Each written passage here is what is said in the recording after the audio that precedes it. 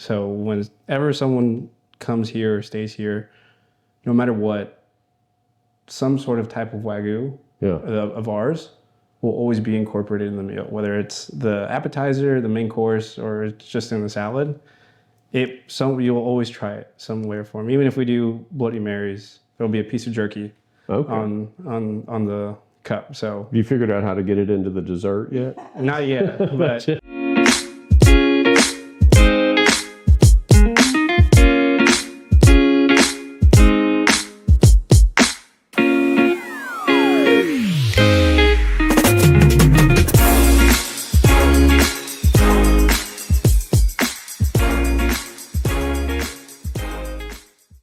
welcome to another episode of Discover Seguin. I'm your host, David Pope, and we're out here today at the Santos Patronos Thomas Ranch, just outside of Seguin.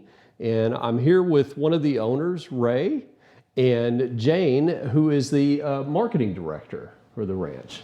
Welcome, guys. Thank you for joining us today. I'll tell you, it was a bit of a drive, and then I thought, holy cow. It was worth it. This is worth the drive.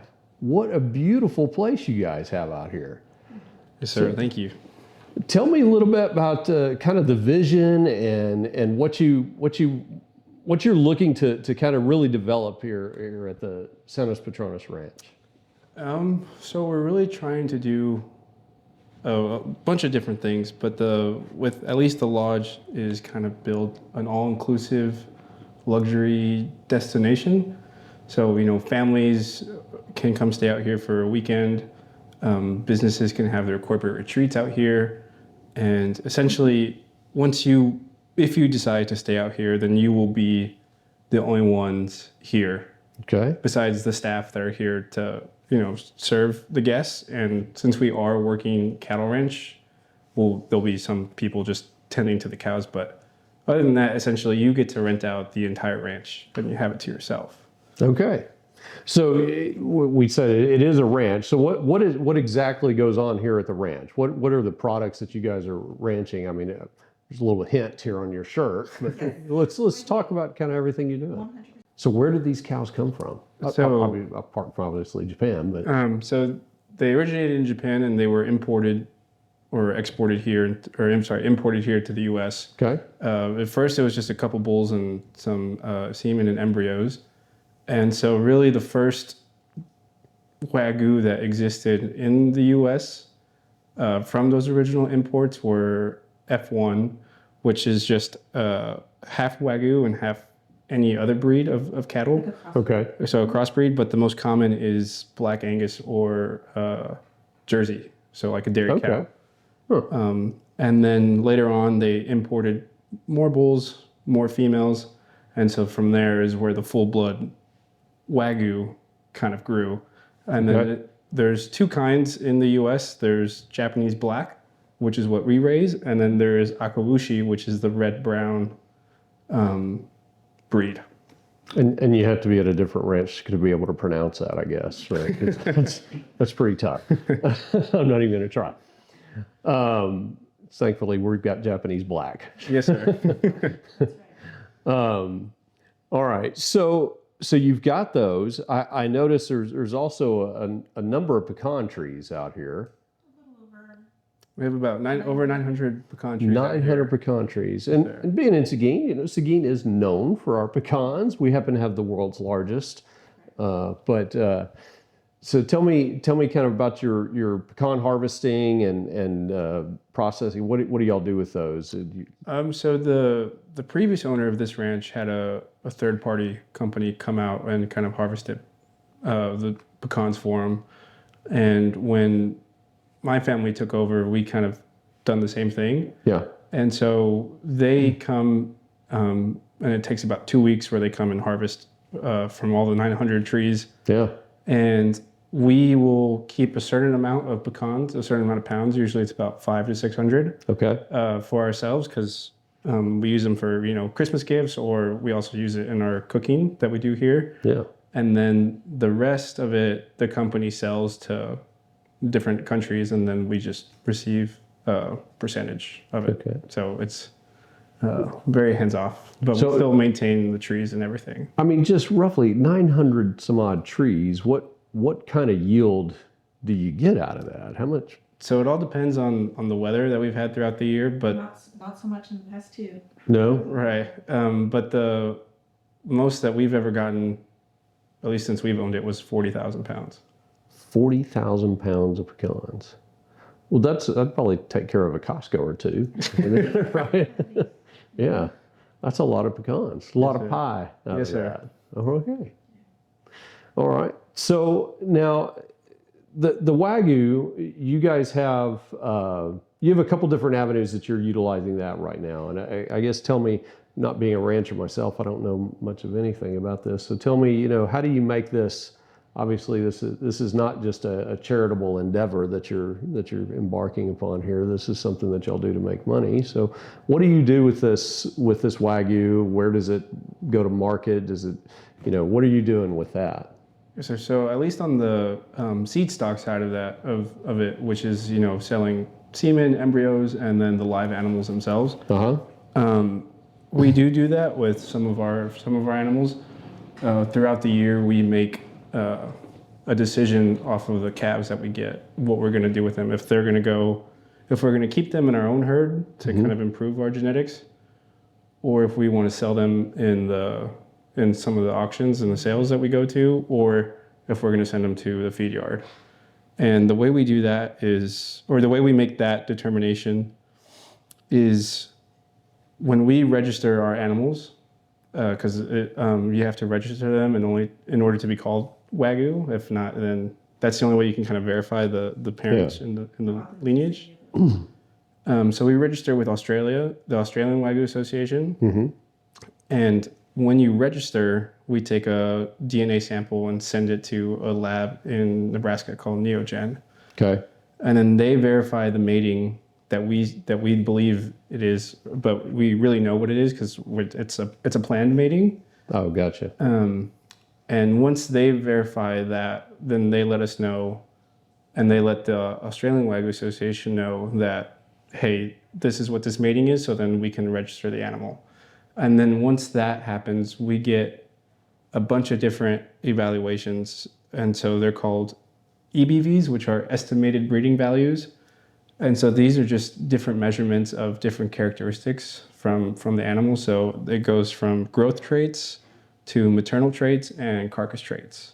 Okay. So we're only focused on trying to produce, animals that are in the top 1% of that, and as well as well-balanced animals. So not one that's just high on, growth and then Sure. not good on of the other traits. So we're trying to get the well-balanced ones so that way we can bring up our herd. But through that, we can know what animals lack certain characteristics. So then Right. we can look at other animals that people have and buy the semen or buy the embryos from them. So you're fill that developing gap. good data so that Yes, you sir. know what to buy, what to sell. Yeah, Yes, that's sir. great. And then we also register with the American Wagyu Association Okay. because they use EPDs, which are estimated progeny difference, and so it's very different from the Australian EBVs, but we still utilize that tool for certain animals. Okay. And so these, how large is your herd right now? So right now we have about 80 on the ranch, Okay. and then we have about another, I think, 25 on feed. Okay. Yes, sir. And so you've got 25 on feed right now that are being fed for your purposes, Yes, sir. right? Okay. And who processes those for you? Do y'all process it yourselves or? No, sir. So we go all the way. We process and feed up in Kansas, in Manhattan, Kansas. Okay. So it's a bit of a drive. Yeah. It's 12. It's about 12 hours when you're pulling a trailer. Yeah. And the reason why we feed up there, a very good friend of ours, Dave Dratling, he owns Booth Creek Wagyu, Okay. and they are a fully integrated company. So he has his own herd, his own feed yard, his own processing plant, and his own retail. Gotcha. And so he strictly feeds out Wagyu only. Okay. And we've noticed, at least results in our carcasses, a significant difference of when we fed out with him versus what we fed out in others. Right. And then for us, packaging is a real big importance for us, especially for my dad, because To represent us correctly. Okay. he wants, because you're going to buy a steak with your eyes. So if the packaging looks bad, Yeah. and then you're not going to go for it. And so we've used other processors here, and just we're never happy with the packaging. So we haven't had any problems since we moved up there. Even though it's worth the drive, we've noticed that it's worth the investment going all the way up there. And in November, we opened a retail store in Seguin off of West Kingsbury. They're Okay. Placid. So that's where the outlet is for all the meat that we harvest. And so if you ever come in there, it's pretty impressive. So that's where, and I have to admit, so somebody brought me, my marketing director actually brought me a package of the beef jerky from there. She didn't bring me a steak. I don't know why I didn't get a steak, but I did get some beef jerky, and it didn't last long. It went pretty quick. That was pretty good stuff. So I'm excited to see more of your steaks. So tell me now, there's actually something else that goes on. I mean, you know, and we're going to have, I want to talk to you a little bit more about the lodge and everything, but one of the things kind of following along with the meat is you do something. Ray, you're not wearing, you know, just a normal shirt here. You've got your chef's coat on. So tell me a little bit about that and you know what you do with the meat and the other services that you offer here. Yes, sir. So with the meat, since it's really hard to explain, but I just love it. Like I love the taste of it so much that I just want as many people to try it. So whenever someone comes here or stays here, no matter what, some sort of type of Wagyu of ours will always be incorporated in the meal, whether it's the appetizer, the main course, or it's just in the salad. You'll always try it somewhere for me. Even if we do Bloody Marys, there'll be a piece of jerky on the cup. So you figured out how to get it into the dessert yet? Not yet, but I'm working on that with I'm working on that with the tallow. So it's still experimenting. But I after college I went to culinary school in Florence, Italy. Okay. For 6 months. And probably not a bad place to learn. No, I think they do a little bit of bistecca there, right? Don't they? So while I was over there, I also got to work at a restaurant for about half of that time while I was in school, and just learned a lot over there. Absolutely loved it. Really hard for me to come back. Still want to go back one day and just visit again because I still have some close friends over there and the chefs. But with that, and been very fortunate to travel to a lot of other countries and taste a wide variety of different foods, and just trying to bring that back here and somehow incorporate our Wagyu beef into it for other people to try. And his passion definitely comes out in his cooking. So, well, that's fantastic, and I think we're going to get to partake in a little bit of that. Yes, here. sir. So our favorite thing to do with people when they stay out here is we like to do essentially like a Wagyu tour. Okay. And I noticed from the very beginning with the first couple groups that stayed here, whenever we offered, you know, the really nice high-end dinner, everyone always wanted either a ribeye, a strip, or a fillet. Okay. Well, you only get so many per animal that you process. And we had one group of 16 people, and 12 of them wanted ribeyes. So that was almost half of an animal. And then we had to figure out what to do with the rest. Yeah. So instead, now what we do with the steak tour is we will do 4 different cuts, all cooked the same way on the grill, just seasoned, salt and pepper. And we'll do we'll always either do a ribeye, a strip, or fillet, because that's just something that people Sure. are comfortable and know. And then we'll do 3 other cuts that maybe the average person has never heard of Okay. or would have never thought about buying, just because it's not something that they've ever tried before. So what are those? What are those? I mean, So it's a bavette steak, flat iron. I feel like it's common, but not some. A lot of the guests that we've had haven't tried picanhas or tri-tips. okay. We do a kind of like a barbacoa brisket. So instead of smoking it, we actually slow cook it in the crock pot, and it Oh, kind of wow. adds a different flavor. And then my most favorite cut, and I've only learned about it since we started processing, is called a Denver steak. Okay. So I've heard a little bit about that, but tell me, yeah. So All I've heard is it's amazing. Yes, But- sir. So tell me about it. It's the 4th most tender muscle in the entire cow. And it comes from the chuck. And so normally you would think that wouldn't be where a soft piece of meat Yeah. would come from, but it's so tender because it's in the middle of everything. So essentially it's like wrapped around all the other meat, and the Denver is just sitting there in the middle, It's a little protected. pearl. Right Yes, in sir. the middle. Exactly. Yeah. Okay. And we'll get to try it tonight. I wanted to make sure that that's something that we'll Awesome. try. But I definitely think it's my favorite cut out of everything. It has the flavor profile of a New York strip, but it's tender and juicy like a ribeye. So you get the wow. best of both. Okay. That sounds exciting. Yes, sir. All right. So you are the master of the kitchen here, Yes, sir. and the bar, I assume. And I leave that to.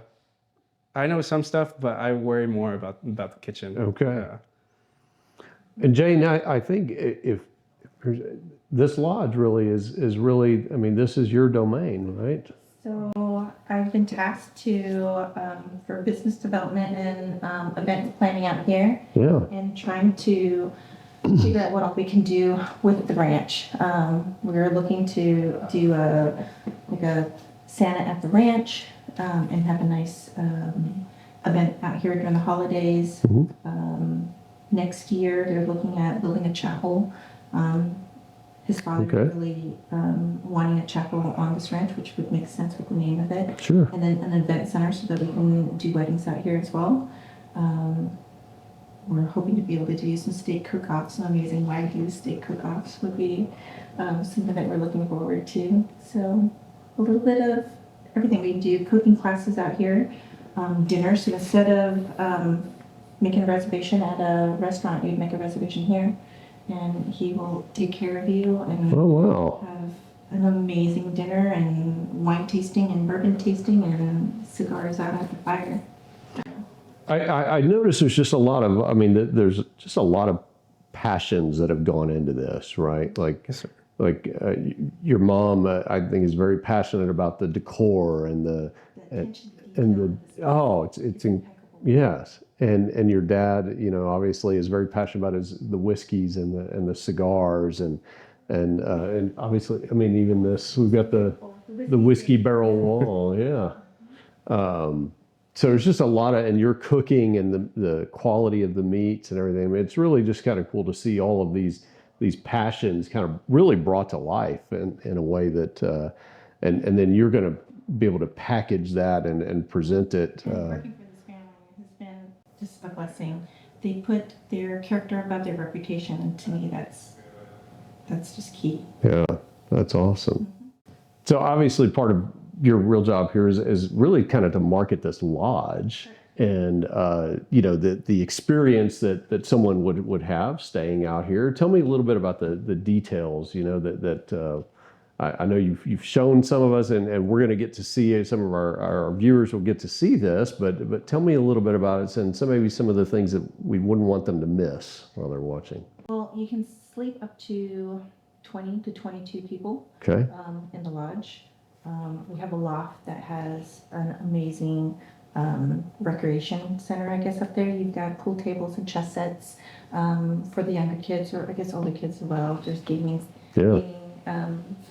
consoles up there as well. We have 4 bedrooms. One of them has a king-size bed. All the other 3 has 2 queen-size beds, correct? Yes, ma'am. Upstairs, there's, in the loft, there's bunk beds, 2 queens on the bottom, 2 fulls on top. Yes, ma'am. The kitchen, the dining room table is just beautiful. Seats 16, and it's 1 slab of wood. Huge, gorgeous slab of wood. Gorgeous. Yeah. Excited for you to sit down and have dinner on that tonight. The staircase that goes up to the loft. Is made out of One of our pecan trees that fell. Yeah. And then the floor in the chapel will also be made out of the same wood. Oh, really? Okay. Yes, sir. Wow. There's outside there's a grilling pavilion with a It's like an Argentinian style grill. Okay. Yeah. So just the details in every single room.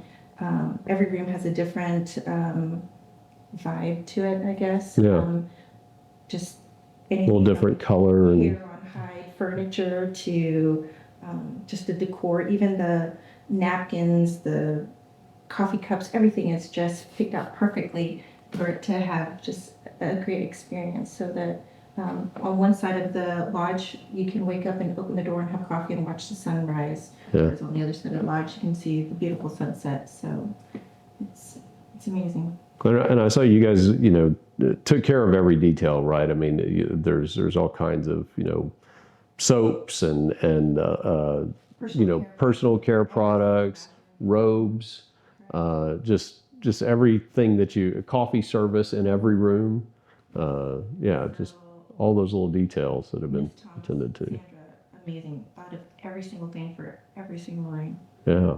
And then during the holidays, this place is a winter wonderland. It's decked out it's just a holiday village out here. So we're excited to have people come out and see it during the holidays. How large is the Christmas tree? It's about 15 feet, I think. Yeah. It's beautiful. Does it fit under the buffalo? Is that where it goes, or And to the side. it's for the side? To the side. Yeah. Okay. And then I've heard tell that the evenings are spent largely out at the fire pit. Yes. So whether you want to enjoy a glass of bourbon and a cigar out there, or s'mores, for me. Yeah. Yeah. And then there's very little light pollution out here. So to come out here and stargaze out here, it's gorgeous. Wow. Absolutely gorgeous out here. That is awesome. I think Wow. you've done some skunk hunts out here, haven't you? Yeah, we do have some rodent problems. Okay. And invite some of the guests to come out with us to take care of that. And I thought maybe she was talking about snipe hunts, and I thought, like I used to do in Boy Scouts, well, we've done those too. You do those too, yeah. All right. Well, so I think we're going to get a tour and get to see the ranch itself. Yes, sir. Kind of- All around. yeah. Well, great. Well, let's go take a look, and then I'm looking forward to. I guess you're going to have to get in the kitchen because Yes, sir. we're going to have to try some of your delicious food tonight. So. I'm Won't be disappointed. very excited to just have you guys out here. And, Well, great. Well, we really an honor appreciate for the us. invitation, and we're honored to get to join you out here. So, thank you guys. Well, let's go Thank you. the ranch. Yeah. Ready?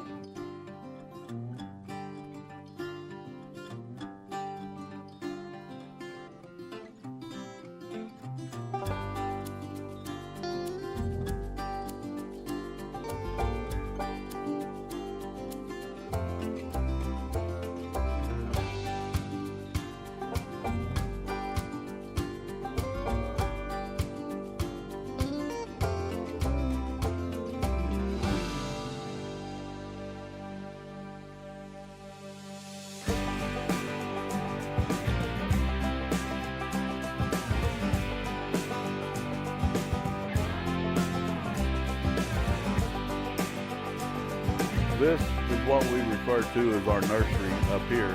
Well, I mean, it's close to where I live, so I can keep a close eye on them. So the little bull calf is pretty special because he came out. I was telling them earlier about a bull named Shigashigatani. If you looked up the genetics of Shigashigatani in baseball terms, it would be Nolan Ryan.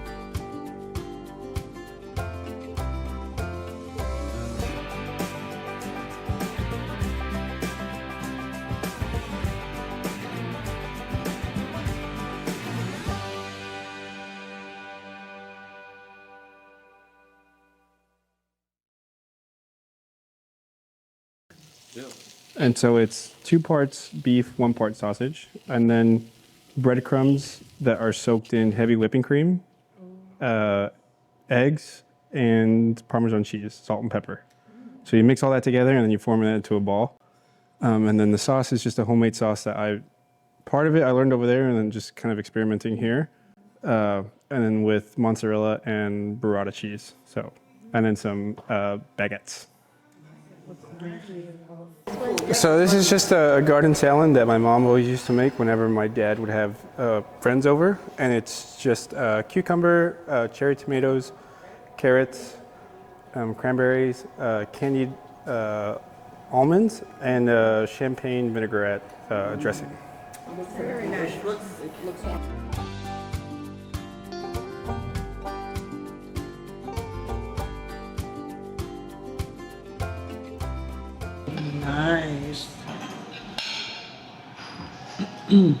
There it is. Yeah, put the salt And over the it. salt, yes.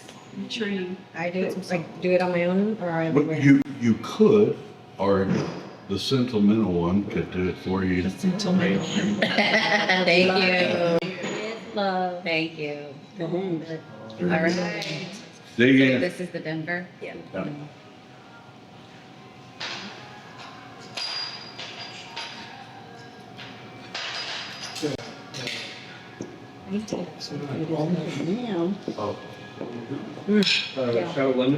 Cannot wait for you to invite them to it. I know. I'm excited because you were telling me about how good this was and I regretted not buying it.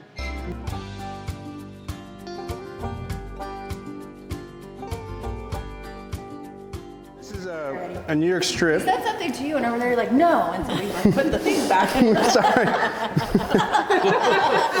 No, this is our New York strip. By my boss. No, New York strip. So one of the 3 famous cuts. It's been one of my favorite ones to serve. Normally, I've been a ribeye kind of guy, but with Wagyu, it's been more of a strip. So the strip has kind of been pretty much up there. We still serve the ribeye last, just because it's the king. But personally, I think the strip is better than the ribeye. Okay. Is this going to be better than the Denver? I don't think so.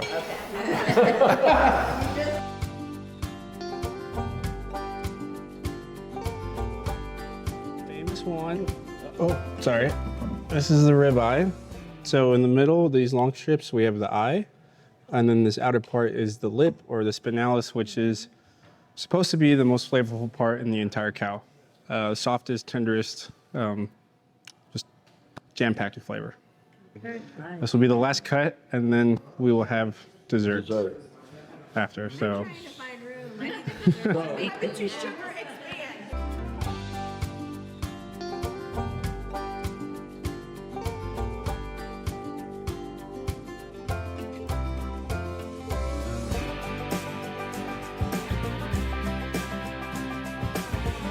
Well, you know, I hope you've enjoyed another episode of Discover Seguin. I know I have enjoyed it to an extent that is likely to put me into a coma now. And Ray, Jorge, guys, I cannot thank you enough for your hospitality.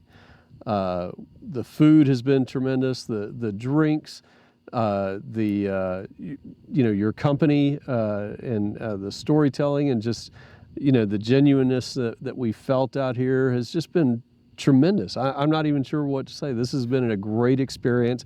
And to be perfectly honest, when we do these things and there's a little bit of you know, play acting and pomp and circumstance to them to try and do them for cameras and everything. This has been, quite honestly, just one of the most enjoyable evenings I've had in a long time, and you guys should be incredibly proud of what you've put together out here, and the work that you've done, and Jeff and his storytelling along the tour.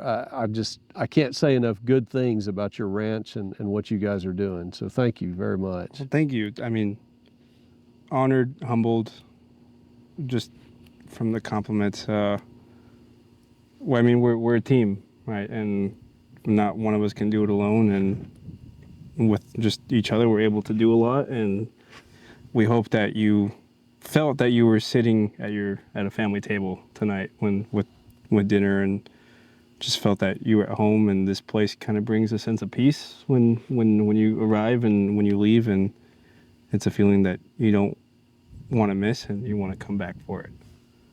Absolutely, and we will definitely be back. So thank you very much, Yes, sir. gentlemen.